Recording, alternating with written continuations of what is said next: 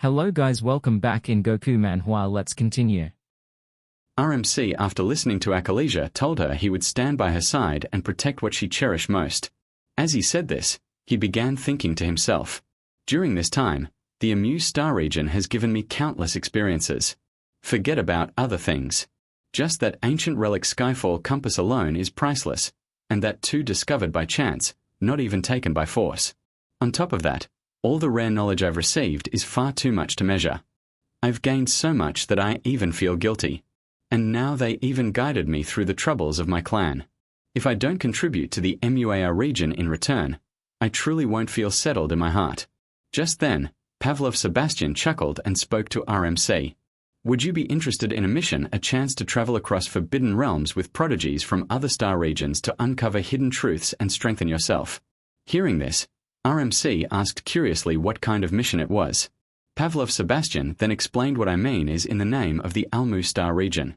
We plan to ally with 13 surrounding star regions and initiate an interstellar scale exploration of ancient ruins. After that, through his device, Pavlov Sebastian revealed the plans to RMC, saying there will be prodigies from 13 different star regions from different civilizations and different bloodlines, all gathered here, and they'll act as your companions. RMC was taken aback when he heard the word companions. Then, half to himself, he muttered, this really is a grand journey of the starry sky. If you dare, then come. A venture where destinies intertwine. Just the thought of gaining the chance to test myself against those so-called star-level prodigies from different regions and races fills me with boundless determination. After this, he walked over to Pavlov Sebastian and said, very well, I accept. As soon as Pavlov Sebastian heard RMC's answer, he smiled brightly and said, no rush. For now, it's only a concept. We still need to ask the other star regions whether they agree or not, and the specifics of who will take part remain to be discussed. But the key none other than you lies here. The only thing you need to do right now is refine your mind, keep stabilizing your heart, and keep broadening your path. Standing beside him, Akalisia also explained to RMC, even though an immortal-grade bloodline holds immense potential, your foundation is still too shallow. Other star regions may lack bloodlines like yours, but they surely have cultivators who have reached profound states at the radiant moon level, the sunlight level, and others.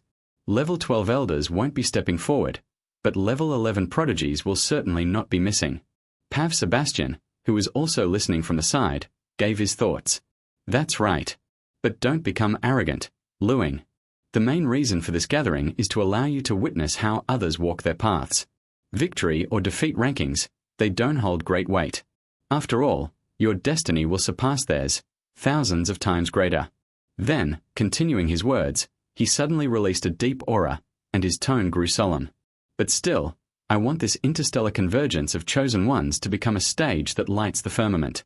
A chance to reveal the brilliance of the immortal-grade bloodline and engrave the name of our Amu star region into the galaxies. Listening to their words, our MC laughed lightly and said all of them just level 11 challenges. That won't suffice. At the very least, summon some level 12 martial prodigies. Otherwise, the trials will feel too dull, too effortless. And as soon as he spoke, both Pav Sebastian and Akalisia froze in shock. At this moment, on our MC's planet Azure Star, near the mountains, a bearded man could be seen. Around him, a group of youths trained under his instructions while he sat calmly observing the flowing river and eating roasted meat. Suddenly, his device rang with an urgent signal. Seeing it, he answered and said directly, hey Mars, guess how much progress I've made with these disciples. On the device, an image of a stern man appeared. It was Mars.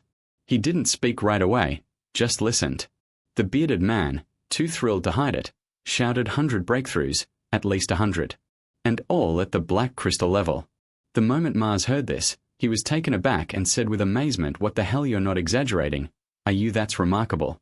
Hearing his praise, the bearded man chuckled proudly and said, you have no idea how talented this remote training ground truly is. Tilda, the instructor before me, was such a fool.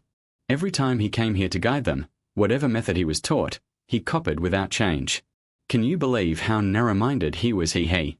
But that turned into fortune for me. If he wasn't blind, I wouldn't have seized this chance. As long as I continue leading them, I'll soon earn enough respect to build a sect, acquire a divine ship, and even secure the dowry to wed Marina. Saying this, he burst out laughing and shouted loudly. Those schemes I pulled back then sure weren't wasted. With just one clever step, I got assigned to the Exploration Division, and the discoveries are overflowing.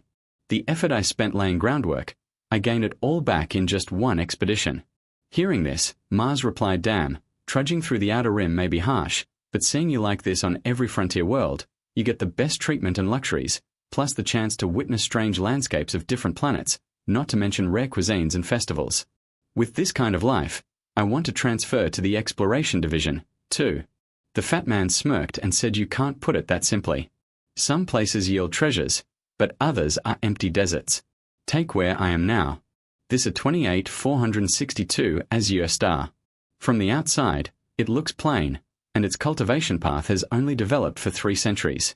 But who would have imagined that their excavation of the ancient ruins has already uncovered 90%? This planet alone granted me nearly 10,000 black crystal coins." Listening to this, Mars' face turned more solemn.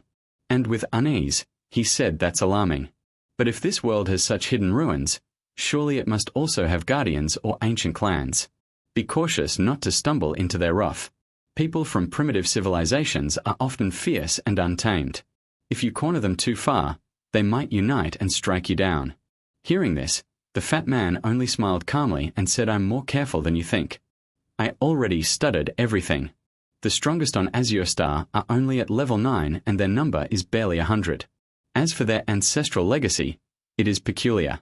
The early stage arts look refined, yet the higher realms are crude and broken. Seems it is because a prodigy once called the War God was born here. Someone who already departed the planet and wandered into the wider cosmos.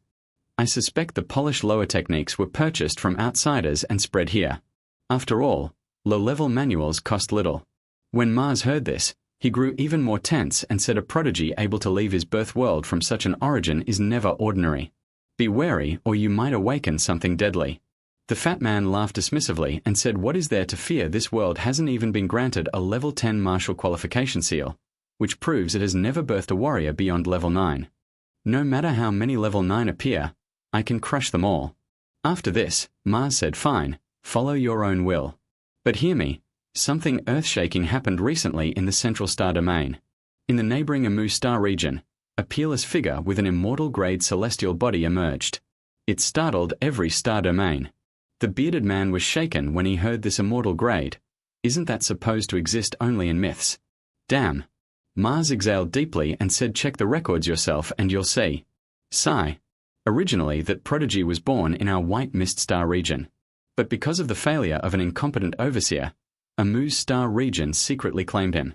That overseer was punished and thrown into exile on the Blood War star for 3,000 years. After revealing more details, the bearded man furrowed his brows and muttered to think such a thing occurred. Amu star region sure plays their cards well. Mars answered, "Exactly. You don't realize yet. The authorities in the Central Domain are in madness, scouring every backwater civilization for hidden talents. It has already turned into a craze. Oh, and let me remind you, don't be reckless on these frontier worlds. If you awaken a terrifying genius, you won't escape alive." Hearing this, the bearded man stiffened and quickly argued, saying, No, such a thing can't happen. How could I stumble into someone like that? I'm in the 2837 cluster. It's practically the forgotten edge of the void." But right then, Mars checked his device and suddenly with alarm, he exclaimed, "What did you just say? Wait, it shows that very prodigy resides in your cluster, brother. Don't tell me you're joking." The bearded man, noticing Mars's expression, felt cold sweat running down. His face lost all color, his palm shaking. Still, he tried to force a laugh, declaring nonsense. Even if that genius truly exists in the 2837 cluster, there are countless worlds here. The odds are 1 in billions that I'd meet him. If I really do, I'll kneel upside down and drink a whole jug.